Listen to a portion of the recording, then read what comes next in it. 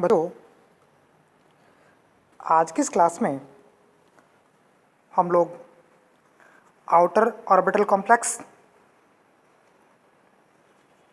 Spin free complex और high spin complex तथा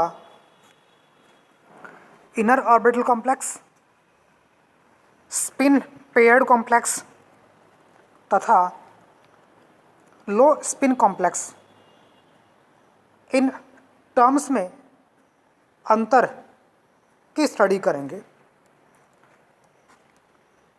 बच्चों,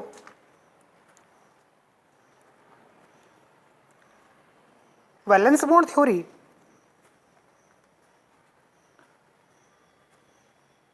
किसी कॉम्प्लेक्स के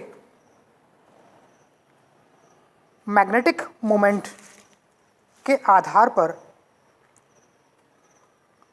उसके हाइब्रिडाइजेशन तथा मैग्नेटिक प्रॉपर्टी को एक्सप्लेन करती है। बच्चों, यहाँ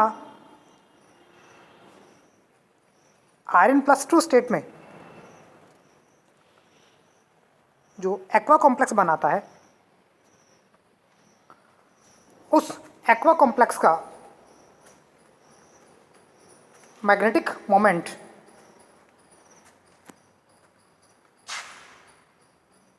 फोर अनपेड इलेक्ट्रॉन के बराबर प्राप्त हुआ।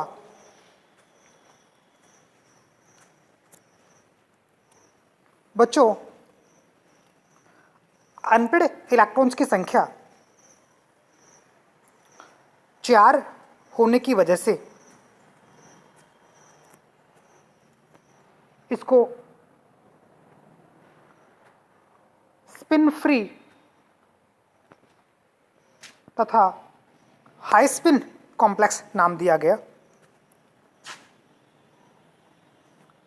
बच्चों, यहाँ आयरन कोऑर्डिनेशन नंबर 6 शो करता है। इसका मतलब ये हुआ कि मेटल जब कॉम्प्लेक्स बनाता है तो संकरण के लिए, हाइब्रिडेशन के लिए 6 खाली कक्षक देगा। चूंकि मैग्नेटिक मोमेंट 4 अनपेड इलेक्ट्रॉन के बराबर आया था, अतः 3D कक्षक वैकेंट नहीं होते।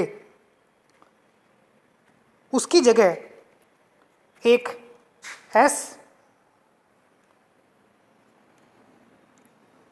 3P तथा 2D, जो मैंने इस बॉक्स में शो किए हैं, वो कक्षक आपस में हाइब्रिडाइज होकर के sp3d2 संकरण शो करते हैं। बच्चों, यहाँ जो d ऑर्बिटल यूज में आ रहा है, उसकी प्रिंसिपल क्वांटम नंबर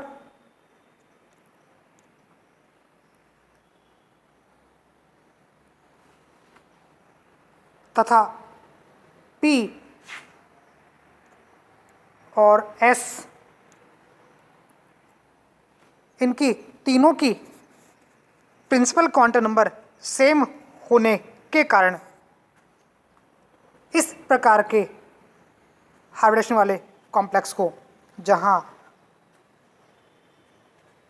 हाइब्रिडेशन में भाग लेने वाले कक्षक एक ही क्वांटम नंबर के, प्रिंसिपल क्वांटम नंबर के होते हैं, उनको आउटर ऑर्बिटल कॉम्प्लेक्स कहा जाता है। बच्चों, दो नाम, एक स्पिन फ्री और एक हाई स्पिन।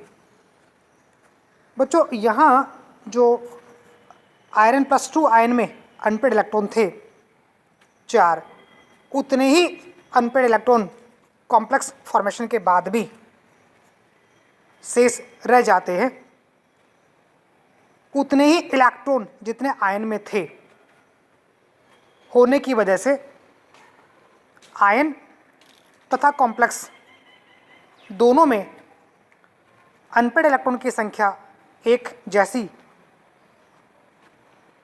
तथा इलेक्ट्रॉन्स के स्पिन भी कॉमन एक ही प्रकार के होते हैं, ऐसे में हम स्पिन फ्री मतलब ये कि कॉम्प्लेक्स फॉर्मेशन होने पर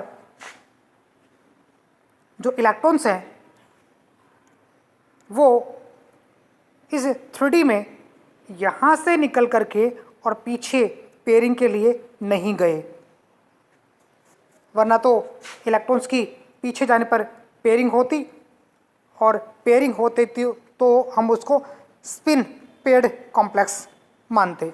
बट बच्चों यहाँ पर 3D में एक भी इलेक्ट्रॉन की पेयरिंग नहीं होती। तो इस तरीके से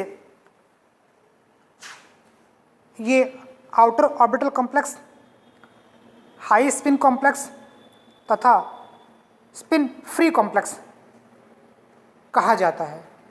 बच्चों इसी Ii+2 आयन को यदि अमोनिया एज ए लिगेंड लेकर के हम कॉम्प्लेक्स फॉर्मेशन करते हैं, तब ये inner orbital complex, spin paired complex तथा लो स्पिन कॉम्प्लेक्स कहलाता है।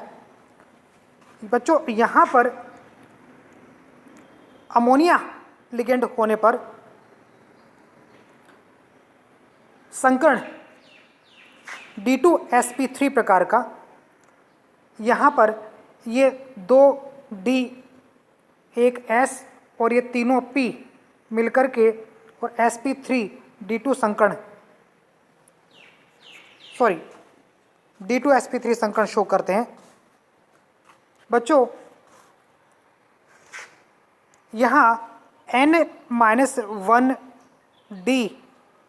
NS और NP सबसेल उपकोष प्रयोग में लेने की कंडीशन में D सबसेल की प्रिंसिपल क्वांटम नंबर S तथा P से एक कम है। बच्चों कम होने की कंडीशन में ही इसे इनर ऑर्बिटल कॉम्प्लेक्स नाम दिया गया है। इनर ऑर्बिटल कॉम्प्लेक्स है। अगर ये संख्या तीनों कक्षकों की प्रिंसिपल क्वांटम संख्या सेम होती तो इसको आउटर ऑर्बिटल कॉम्प्लेक्स नाम दिया जाता। बच्चों इस कॉम्प्लेक्स के बनने पर यहाँ देखिए 2D कक्षक खाली होकर इलेक्ट्रॉन्स की पेयरिंग भी हो रही है, यानी कि ये एक इलेक्ट्रॉन यहाँ पर और एक इलेक्ट्रॉन यहाँ पर इस और इस कक्षक से पीछे पेयरिंग के लिए चले गए।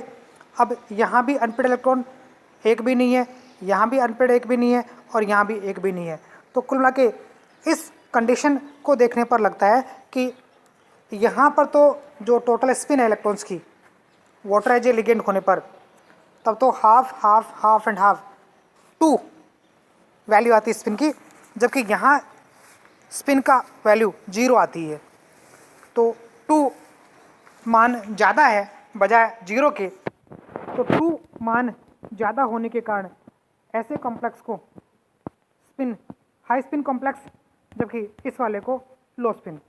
बच्चों चूँकि यहाँ पर देखिए इस कंडीशन में 4 अनपेड इलेक्ट्रॉन हैं और ये यहाँ से जो मैंने ये एरो लगाए हैं ये दोनों इलेक्ट्रॉन निकल करके पीछे पेयरिंग के लिए चले गए। इसका मतलब यहाँ स्पिन की पेयरिंग हो रही है, इसलिए इसको स्पिन पेयर्ड कॉम्प्लेक्स भी कहा जाता है। बच्चों वीबीटी ये एक्सप्लेन नहीं करती है कि कब स्पिन पेयरिंग होगी और कब स्पिन फ्री रहेगी, या कह दीजिए कब इनर ऑर्बिटल कॉम्प्लेक्स बनेगा तथा कब आउटर ऑर्बिटल कॉम्प्लेक्स बनेगा। ये तो हम किसी कॉम्प्लेक्स को लेते हैं और उस कॉम्प्लेक्स के मैग्नेटिक मोमेंट की वैल्यू से अनपेड इलेक्ट्रॉन की संख्या काउंट करते हैं और उन अनपेड इलेक्ट्रॉन की संख्या के आधार पर ही हम चेक करते हैं कि इस मेटल आयन के द्वारा बनाया गया कॉम्प्लेक्स इनर ऑर्बिटल कॉम्प्लेक्स है या आउटर ऑर्बिटल कॉम्प्लेक्स है। तो एक बात और ध्यान रखने की है कि वीबीटी में यह कभी शो नहीं किया जाता है, या वीबीटी के दौरान ये बात जाहिर नहीं हो पाई थी कि लिगेंड्स स्ट्रॉन्ग तथा वीक होते हैं। अदरवाइज देखा जाए तो जहां दाता परमाणु लिगेंड का डोनर एटम कार्बन हो या नाइट्रोजन हो, वो लिगेंड स्ट्रॉन्ग होते हैं।